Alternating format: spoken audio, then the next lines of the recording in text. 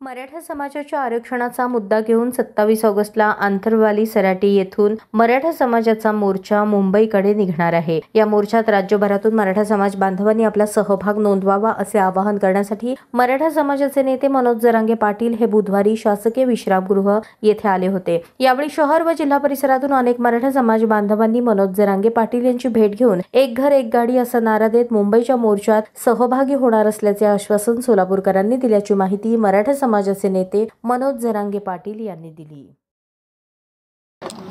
नमस्कार। कालपासून आपण नवीन मोहीम राबवली। सभा घेतल्यानंतर बांधवाशी चर्चा करता येत नाही, म्हणून आम्ही प्रत्यक्ष जरा संवाद साधायचं ठरवलं। म्हणून काल धाराशिवपासून पश्चिम महाराष्ट्र सुरू केला आहे। आज आम्ही सोलापूर जिल्ह्यामध्ये, उद्या सांगलीला 7 तारखेला, 8ला मला वाटतं 9ला भोर पुणे जिल्ह्यातलं आणि 10 तारखेला अहिल्यानगर असा पूर्ण पश्चिम महाराष्ट्र। कारण परवा आम्ही नाशिक जिल्हा पूर्ण घेतला आहे। तर मराठा समाजाशी चर्चा करून 29 ऑगस्टला मुंबईला सगळ्यांनी जायचं ही तयारी पूर्ण चालू आहे। आज नवीनच नारा आहे सोलापूर जिल्ह्यानं दिला आहे आणि ती मला महाराष्ट्रासाठी योग्य वाटला की ज्याची नोंद निघाली त्यांनी गाडी घेऊन मुंबईकडे निघायचं। कारण असं लय अगोदर त्यांचं म्हणणं होतं, मला माहीत नाही, खूप खर्च येत होता प्रमाणपत्र काढायचं म्हणून। आता आंदोलन सुरू झालं आणि मराठा समाज ओबीसीत निघाला तर खर्च पण कमी झाला, आपल्या लेकरा बाळाचं कल्याण होतंय। तर ज्याची नोंद निघाली त्याच्या लेकराचं कल्याण झालंय।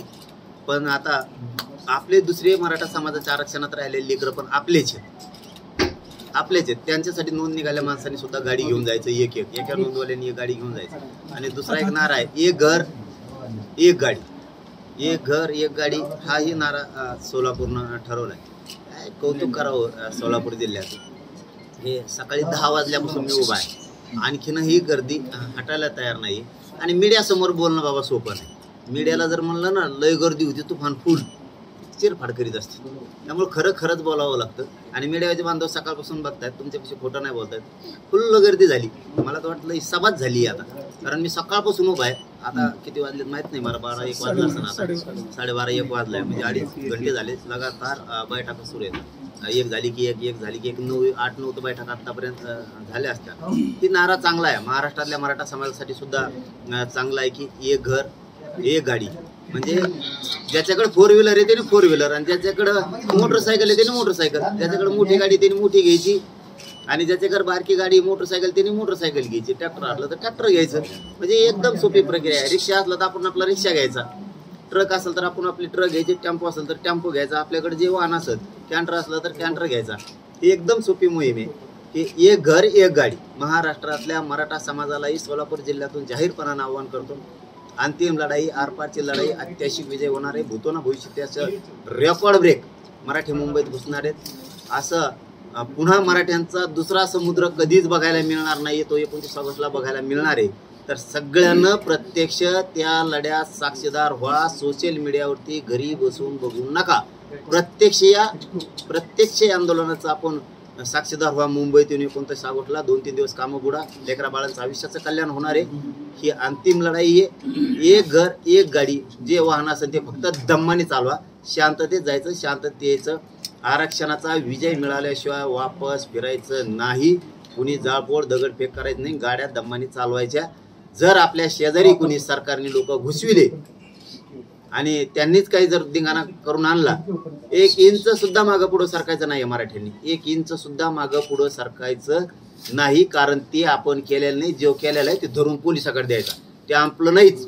आपल्या जवळ कोणी जाळपोळ करत असतं, दगडफेक करत असेल तर तो आपला नाही, सरकारचा समजायचा, तो मराठ्याचा असू शकत नाही। मराठ्यांनी कुठेही जाळपोळ दगडफेक करायचे नाही, असंही आज सोलापूरमध्ये ठरलं। कोणी जर धिंगाणा फेंगाणा केला, जागेवर बघायचं, पोलीस आले की ते येऊन तुपला धंदा बघ तिकडे, ती पलीकडे येऊन जाय, तिकडे जेला टाक नाही तर कुंकडं टाक, ते आमचे पोरं नाहीत। चांगली प्रक्रिया आहे, त्याच्यामुळे सगळ्यांनी शांततेत जायचं।